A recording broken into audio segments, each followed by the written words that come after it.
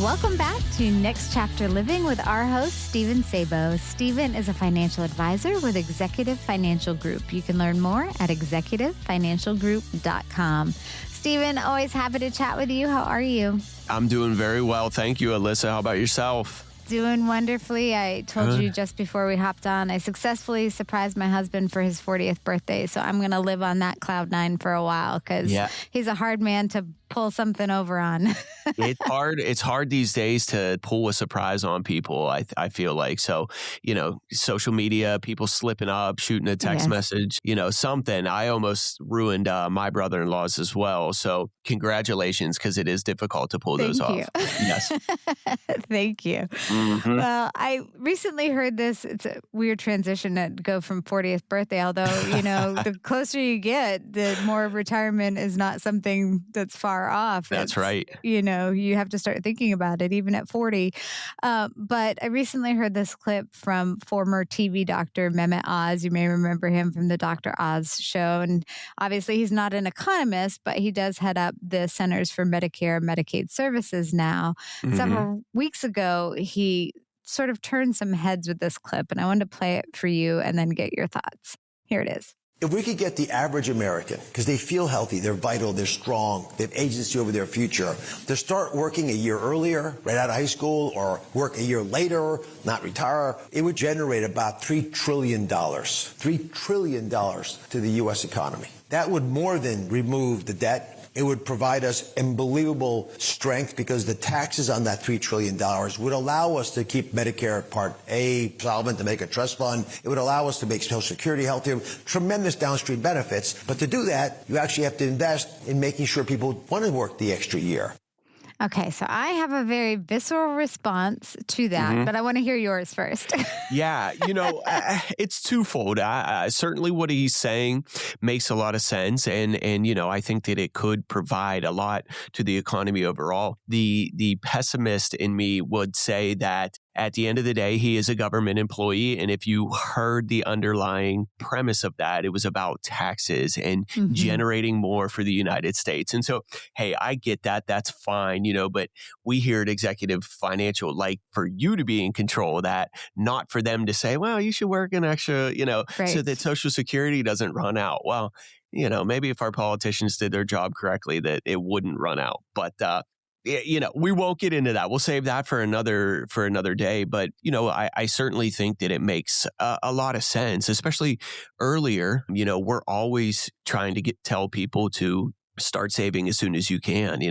One of the things that I'm pretty passionate about for what I do, just being younger, I'm 36, so I'm not super young, but, I especially like to try and tell kids just coming out of high school, going into college, it's not too early to start, saving and working, whatever it is. I know that, hey, you want to have fun, you want to enjoy yourself, and maybe you aren't making a whole lot of money. So saving seems like one of those things that's in the back of your mind, but I promise you, your 60-year-old self will thank your 18-year-old self if you start. Sure.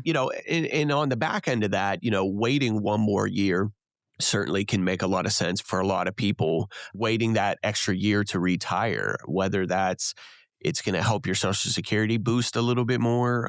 You're going to be putting more money into your, say, 401ks, things like that. There's all kinds of different things. So, again, that's it was a double-edged sword to hear what he said. We want you to be in control, and that's what we're here for. We're going to help you do that. But it definitely makes a lot of sense to whether it's you're starting early or waiting one more year.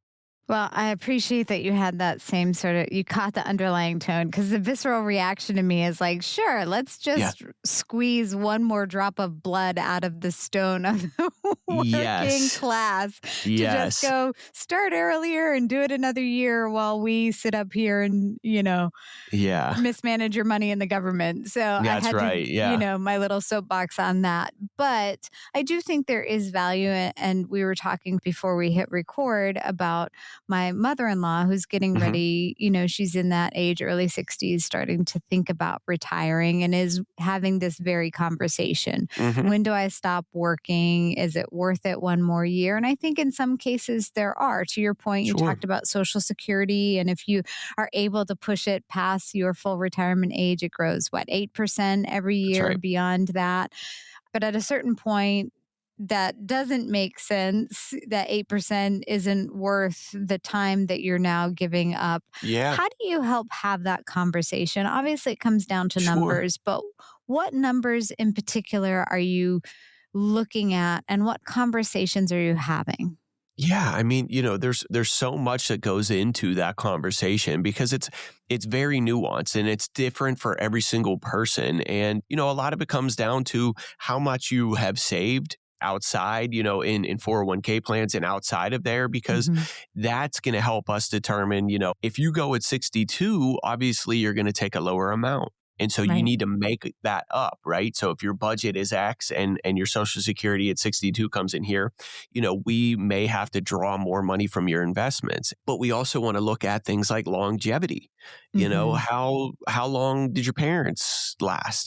Things like that, because there does come a point where it's, and we take a look, we do a calculation for Social Security itself. How much are you giving up between those ages? Say if you started collecting at 62 versus waiting until 67. How much are you going to give up in between there? And what's that break even age? How old are Hmm. you going to be before you start to break even on that? And a lot of the times, what we find for people is that the break even on that might be in your late 70s or early 80s. And so typically what we have found is, and things are changing. People are living longer. They're staying healthier longer these days. But typically what we have found with our clients is that, when you're in your late 70s and early 80s, you're slowing down. That's just a natural Hmm. cycle. And maybe you're not spending as much. So we want to take into consideration, does having that extra money at that age really make sense? And so again, for everybody, it's different.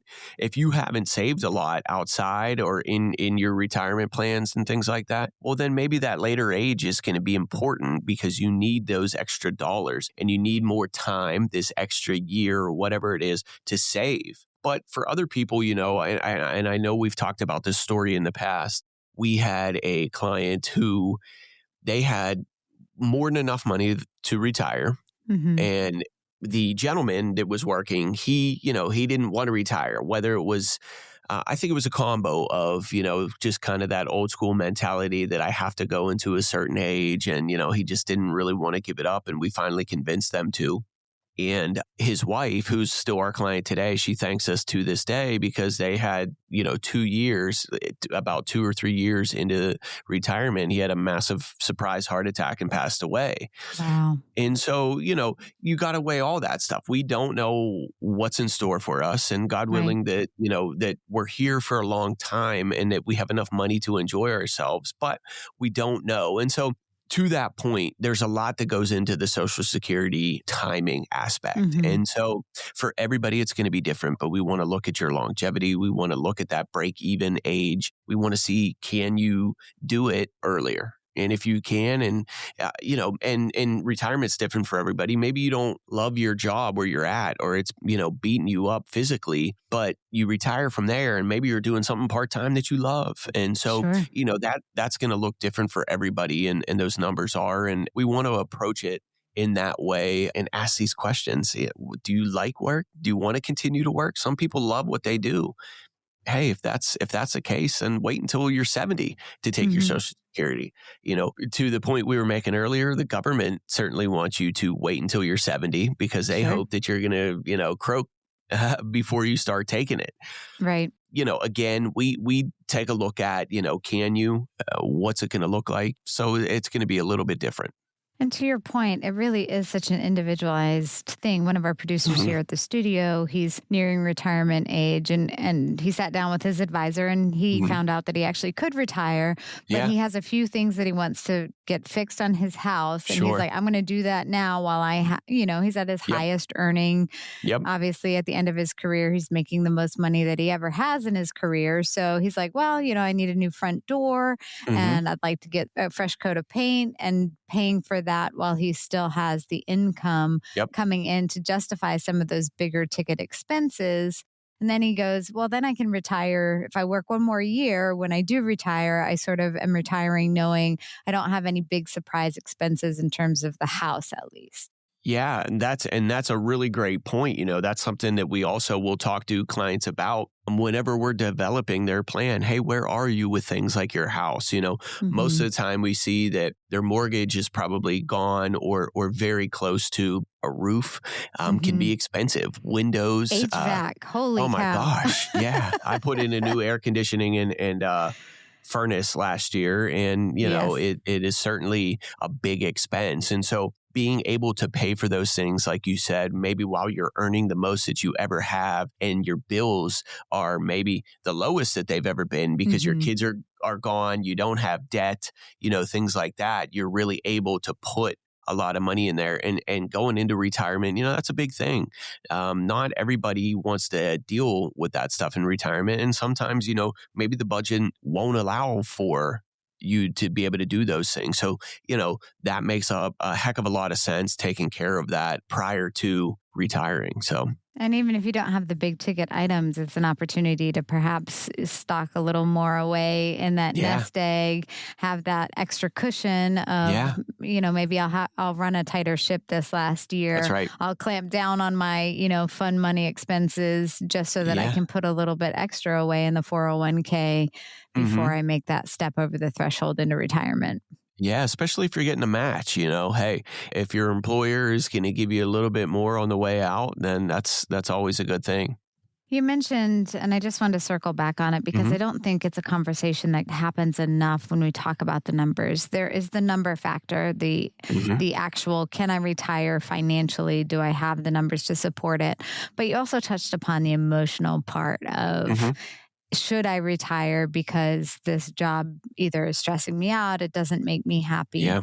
I love that you include that as part of your conversations. Yeah. How often are retirees surprised to have that be part of the conversation, that they've only thought about the numbers and haven't thought about the emotional? Yeah, I think a lot of people are surprised to hear it, and just because it typically isn't something that that I guess that you hear from people. But at the end of the day, hey, look, we're human beings, and so Hmm. the way that I look at life and the way that I want to do, I want to enjoy things. I want to be Hmm. able to, especially if you've been sacrificing for the last 30 or 40 years, working, putting away money, holding off on things that you would have wanted to do because, maybe you're helping your family or you have bills. And, so at the end of the day, we're not here to just work and work and work. And then all of a sudden we pass away and you don't get to enjoy yourself.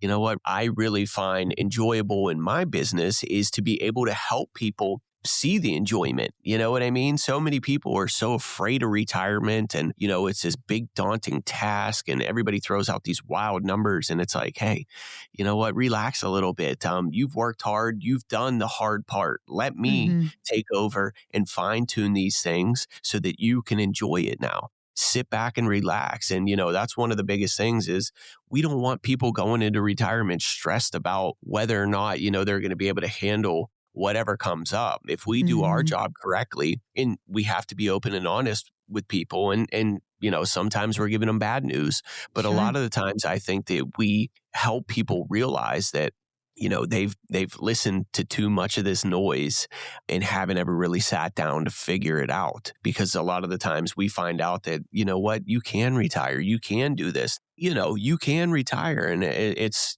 surprising to a lot of people. And, again, maybe that's different for everybody. Maybe you're retiring because this is causing you physical pain, or Sure. your mental health. I mean, that's so huge.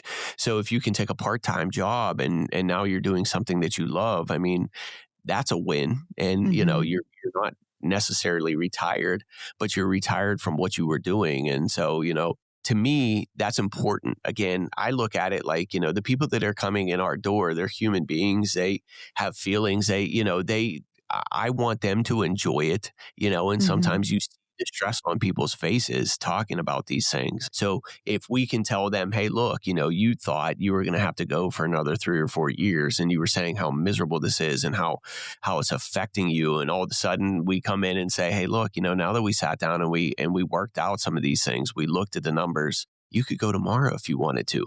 And seeing, the weight lifting off of Yeah. people going, oh my gosh, I never, thought this was possible.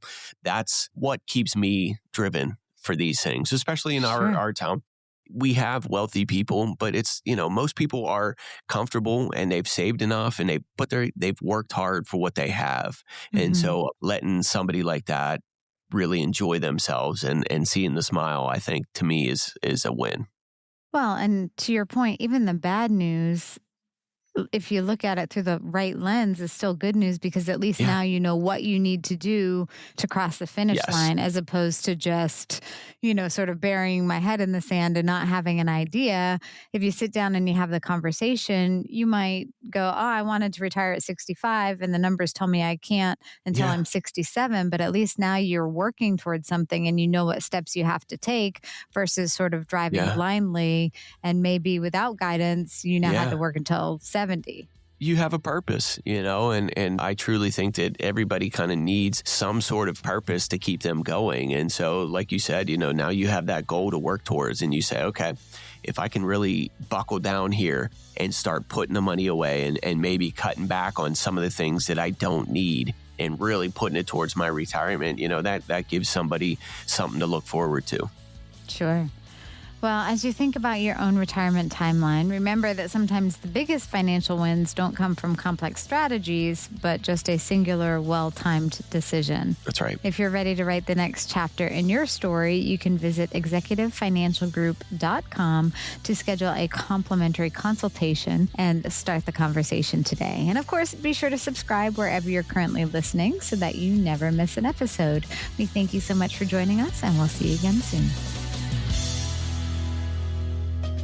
The opinions expressed by Steven Sabo and guests on this podcast are their own and do not reflect the opinions of this podcast station. All statements and opinions expressed are based upon information considered reliable, although it should not be relied upon as such. Any statements or opinions are subject to change without notice. Investments involve risk and, unless otherwise stated, are not guaranteed. Past performance cannot be used as an indicator to determine future results. Any strategies mentioned may not be suitable for everyone. Information expressed does not take into account your specific situation or objectives and is not intended as recommendations appropriate for you. Before acting on any information mentioned, please consult with a qualified tax or investment advisor to determine if it is suitable for your specific situation. This program is designed to provide accurate and authoritative information with regard to subject covered. Investment advisory services offered through Virtue Capital Management, LLC, VCM, a registered investment advisor. VCM and Executive Financial Group are independent of each other. Pennsylvania Insurance License number 670429. Any guarantees mentioned are backed by the financial strength and claims paying ability of the issuing insurance company and may be subject to caps, restrictions, fees, and surrender charges as described in the annuity contract. Steven Sabo and/or Executive Financial Group are not affiliated with or endorsed by the Social Security Administration or any other government agency.